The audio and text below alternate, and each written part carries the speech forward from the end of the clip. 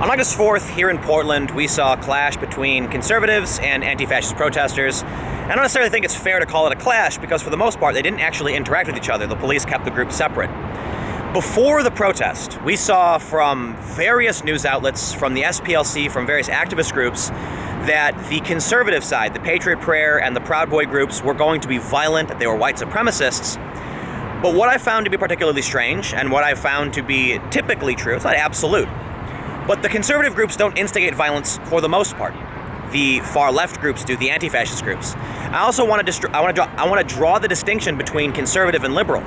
A few people asked me, they said, is this the conservative side or the liberal side? And I pointed out that among the anti-fascist protesters and the counter-protesters, they don't like being called liberal, they don't think they're liberal, and in fact, many of them use the phrase, liberals get the bullet too. So what we were seeing were conservative Christian groups, Western chauvinists, and then the far left. And one thing that was really interesting to me is that anti-Trump protesters came to the side with Patriot Prayer and the Proud Boys and had no problems. They were not antagonized, they were not insulted. I went up to a group of these protesters and they immediately started swearing at me and insulting me. I don't understand why. They just started calling me a fascist and things like that. Many people did.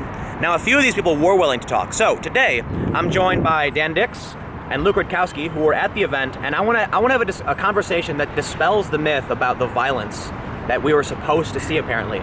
Because every single time something like this comes up, we hear that the counter-protesters are here to defend the marginalized community, and that if they don't, we're going to see violence from white supremacists.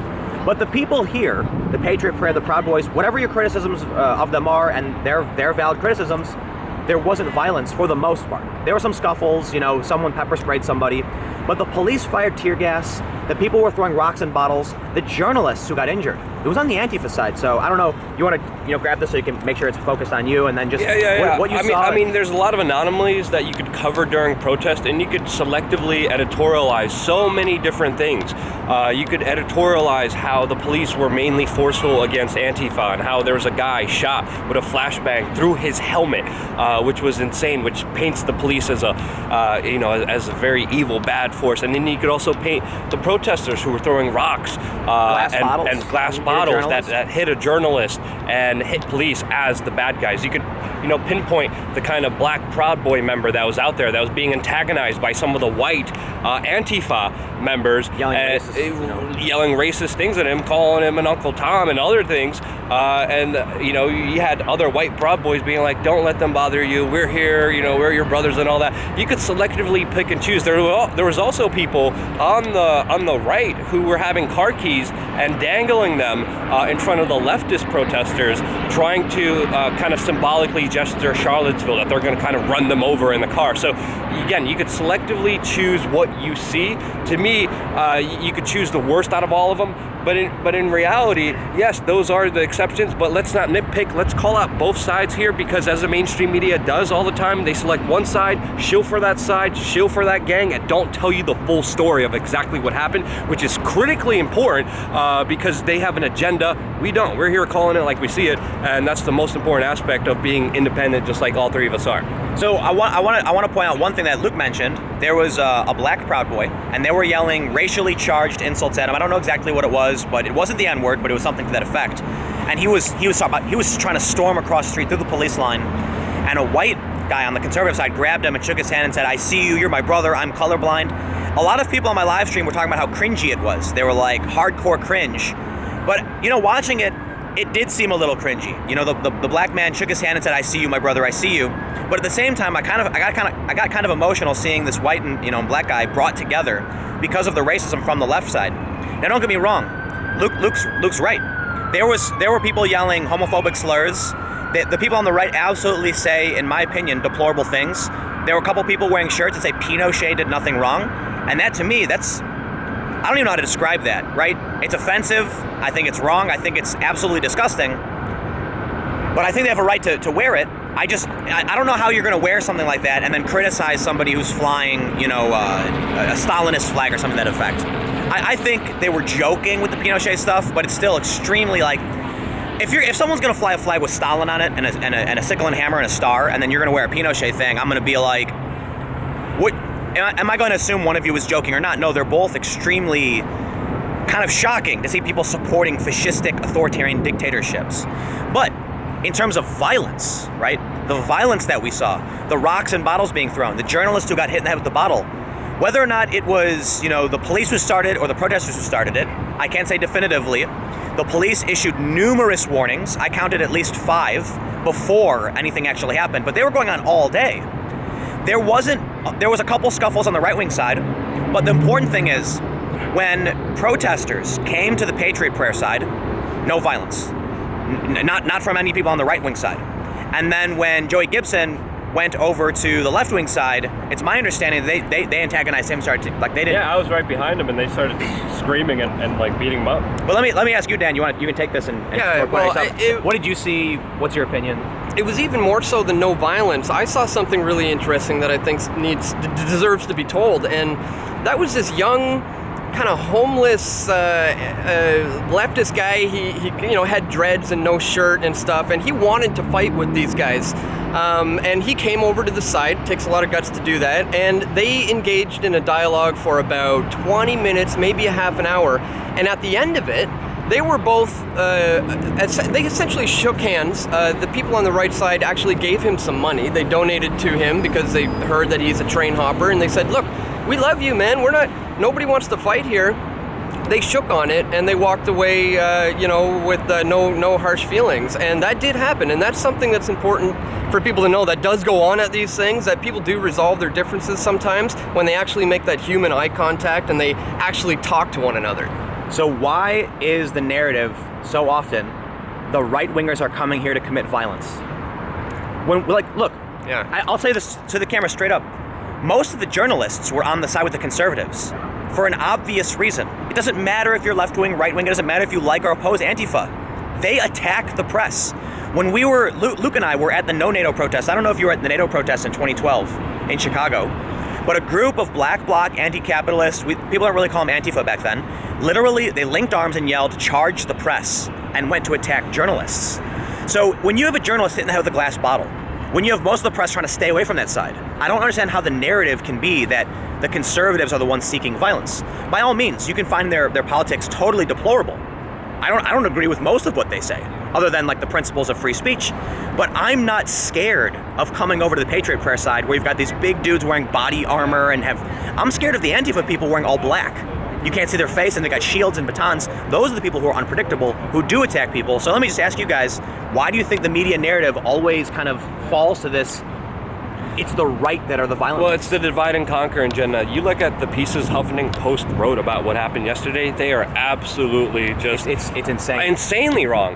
And they're nitpicking only on one specific side because obviously they have an agenda. Their bosses sitting with their limousine, liberal, cushy seats are pushing and saying, do this, share this side of the story, and not both sides of the story. And you could very easily pick the wrongs. You could very easily also ignore the rights, and there have been a lot of good things where people came together, whether it was people with Antifa and the Proud Boys coming together and actually talking. A lot of that happened yesterday. On this side, though, not on their side. On their side, I was there with Joey Gibson as he kind of made his entrance in there, and I filmed all of it on my video, and he was just getting verbally and physically abused to a very large extent. He came in there with no weapons, put his hands up. But what Huffington Post does, and also some people on the right do, just vilifying that, it happens on both sides. It's just absolutely disgusting and a disgrace to journalism. It is ultimately propaganda to make people fight against each other. And it is because of the mainstream media we have these kind of big street balls and rallies and why people want to beat themselves up when in reality they agree on more things than they disagree on. There was a guy who came over near the end and he had dyed hair and he was wearing a shirt that said F Trump, and he had his hands up and he was shaking. His hands were visibly shaking, and he was trying to talk to people, and they were like, dude, put your hands on. No one's gonna attack you over here. You can stand here and talk. And then eventually put his hands down and calm down and stop shaking. Just had some conversations. And there were even people from the start of the Patriot Prayer event with F Trump, punch Nazis, all that stuff. No one bothered him. In fact, one of the guys who was dancing, literally saying, "Kill all jock terrorists." That's what his sign said. Some of the conservative people were laughing and smiling, taking pictures and waving to him like they thought it was really great. They thought it was funny. So I'm not saying they're perfect. And I agree with Luke, there's a lot of propagandizing, but I don't think it's top down. I don't think it's the bosses saying lie and push this narrative. It's that it's they recycle this narrative so often. That guy, when he came over, the reason he was shaking was because he actually thought he was walking into a mob of white supremacist neo-Nazis who want to kill you. And so he's trembling with fear. And it was two black guys who went up to him and were like, it was actually a black man who was like, dude, calm down, bro. No one's going to fight you. And they asked him, why is it, it was the black guy who said this, why is it that if I go over there, they'll attack me, but you come over here and we want to talk to you? There's even a video that's going viral where an Antifa guy, all black, steals a hat from a young black woman. And the guy who tweeted said they had to shame the white guy into giving the hat back to the black woman because it's racist, to attack this woman.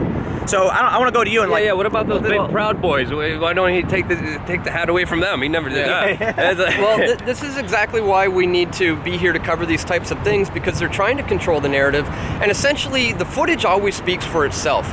And there's the famous saying, you judge a man by his fruits. Well, if you want to really know who is the instigators in these situations, watch the footage. And that's why I think it's important to just be on the grounds to these types of things, so they can't control that narrative and pin the blame on any one particular side. But we can just go there and say, hey, why don't you guys look and see for yourself what happened? Live, raw, unedited, with no editorializing, which is the most important aspect of it. Here's what I tell people I've found. Nobody likes what we call the far right. And what I mean by that is like white supremacists, ethno-nationalists. Most people don't like them. If you're the conservatives I've met have no problem saying we don't like that racism, we don't like that, hardcore ethno-nationalistic stuff. But the far left has no problem embracing. I'm sorry, the mainstream left has no problem allowing communist flags, Stalinist flags to fly in their midst. Again, to be fair, they were wearing Pinochet shirts, but I don't think a lot of people understood what those shirts meant or what they were, because that is a bit historically esoteric for a lot of people. But some of the people on the far left, they're black clad, they're wearing masks. The Patriot Prayer people had some of the same people. Antifa right now, while we're filming this, they're in Berkeley in a big crowd, and there's no one really there. It's strange to me how the media narrative is dominated by, it's the right who's coming here to be violent, but I think the reason is, as I explained earlier with the guy showing up trembling in fear, people like that, when they hear that news, when they hear that narrative, those are the same people in the newsrooms who are writing about this. They write about their terrifying experience confronting neo-Nazis. Then you see a lot of people who are looking for brownie points on Twitter. They're just going to share the most absurd photos. So there's a tweet going viral of 3 white people from before the event started, and they say, look at this white person rally. But there were a lot of minorities here. There were several black people. There were several mixed race people. And that's what I think it's on purpose, not from the news organizations necessarily, not because they're trying to drive a narrative, but because that's what they look for. It's the squeaky wheel getting the grease. They see the obnoxious photo of the white people, they share it, and they ignore the photos of the minorities, the mixed race people. And then because of that, the narrative persists of white supremacists. So, I mean, that's about it. I think we kind of beat the horse to death. I don't want to go on too long, but I've been seeing so many articles that are sort of painting it like there was a clash between the two groups, and that's how I opened this. But the reality was the two groups were separate for 99.9% of the time. Only a few people ever crossed over. And the people who crossed over from the counter side to the Patriot Prayer side had no problems whatsoever. They had friendly conversations, and everything sort of just petered out. There were people on the right who were very antagonistic, who were, I would say, cruel, mean, saying awful things. The Pinochet shirts, it was very awful. But in terms of the violence, when the police ordered the far left to move, they didn't do it. When the police ordered the Patriot Prayer group to move north, they initially didn't do it, but eventually Patriot Prayer did move north into the pen where they were told by the police to go. The Antifa side marched north instead of the direction by the police. The police gave numerous warnings that they saw weapons and they want the group to disperse, and they didn't. And then we saw tear gas, we saw riot control agents. I'm not saying any of it's justified. I'm just saying the idea that the police didn't give them a warning, the idea that these people were not violent, it's just not true. I don't want to pin the blame on anybody. I don't think the majority of the people on the left-wing side are violent, awful, mean people. It's just that you've got to call out the people who are going to commit acts of violence, who want to get into those fights. That goes for the left and the right. And in this instance, when I can see the Patriot Prayer and the Proud Boys allow anti-Trump protesters in their midst to have conversation, I think the narrative, at least, the narrative coming from the media is absolutely wrong. So anyway, I just wanted to address that because of the stories that are coming out saying like protesters clash and police had to use weapons, because it was one-sided. The police used riot weapons on one side. Whatever, wherever you think that was, whoever's at fault, it wasn't targeted toward the Patriot Prayer or Proud Boy people. And I'm not saying I agree with them. I'm not conservative. I was arguing economics because I'm not a laissez-faire capitalist. I just think we got to point out how the media slants this, whether it's intentional or not. So anyway, thanks for hanging out for this quick debrief. I know it's coming, a day later, but I kind of wanted to see what happened with Berkeley before we talked about what was going on. So you can follow me on Twitter at Timcast. Stay tuned. New videos every day at 4 p.m. I'm going to have hopefully some bonus videos up on my second channel at youtube.com/Timcast. So stay tuned. Again, thank you all so much for watching, and I'll see you all next time.